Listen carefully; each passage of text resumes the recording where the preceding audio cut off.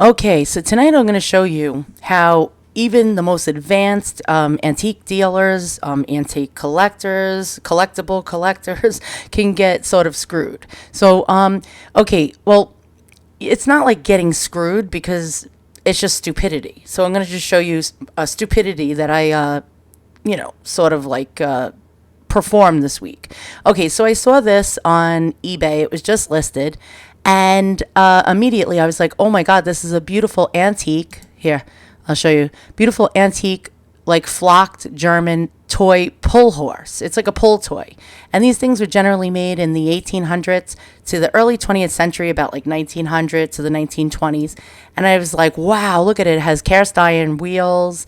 It has its original string to pull the toy.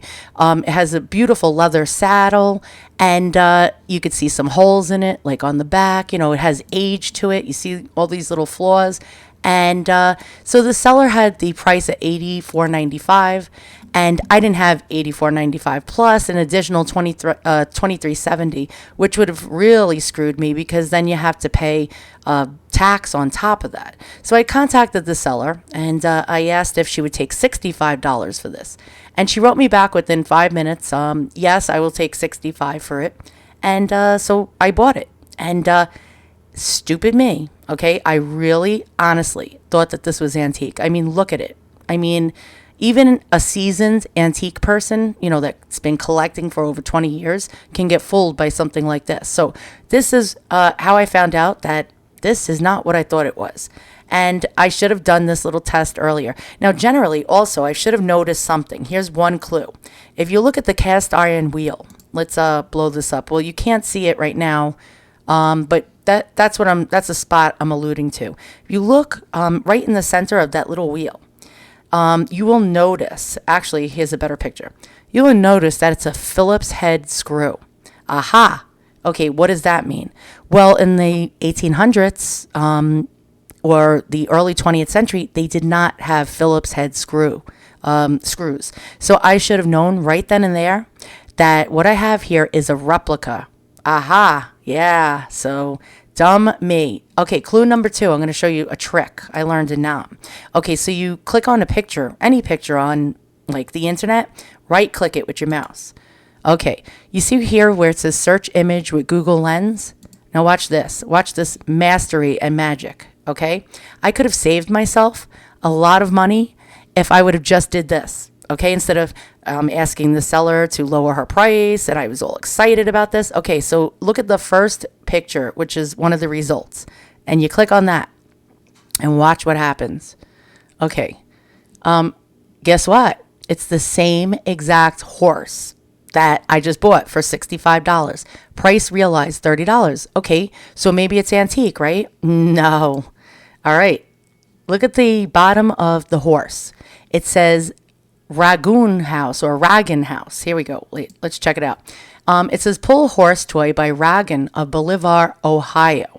Okay, so maybe that's the original label or brand, brand type of impression on the bottom of this so-called antique horse. No.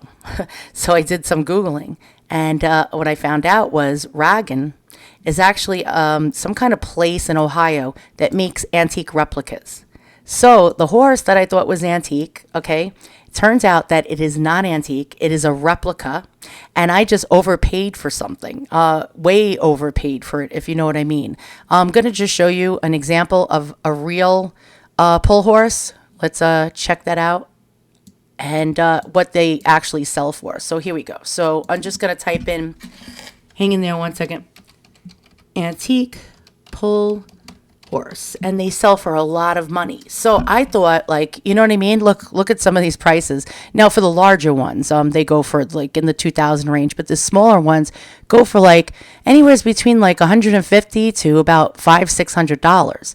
So I screwed myself by not paying attention to all the clues that you have as a person who collects antiques. Here's another one for $485. That's a real one, by the way, a real antique. Another one, $361. Another one for $225. And I overpaid. So I just want you guys to know the clues. Remember, no Phillips head screws, number one.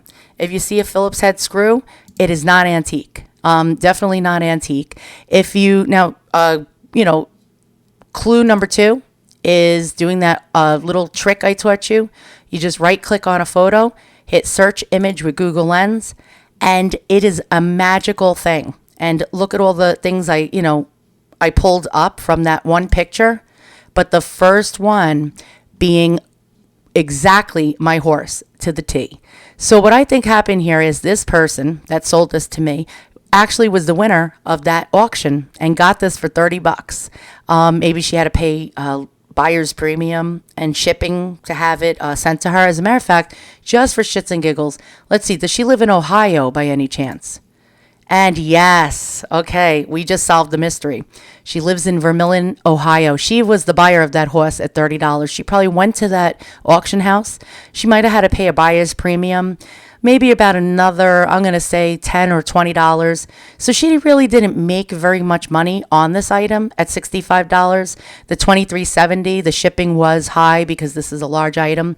But so she probably made maybe $20 off of this deal between eBay's fees and whatnot. But this is a learning lesson for everybody who collects antiques.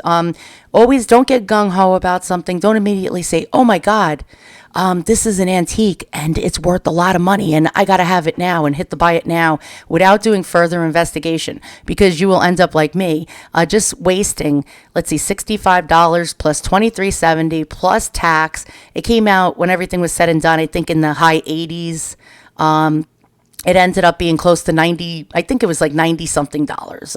So yeah, I screwed myself. You live, you learn. Now, maybe you guys will learn again. Remember, the one major clue, Phillips head screws are your enemy if you're collecting antiques. If you see Phillips heads, run as fast as you can.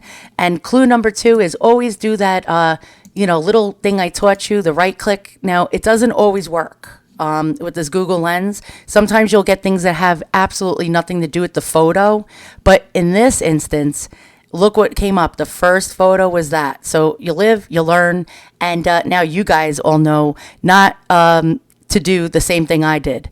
Thanks for watching. See you guys all soon, and so long.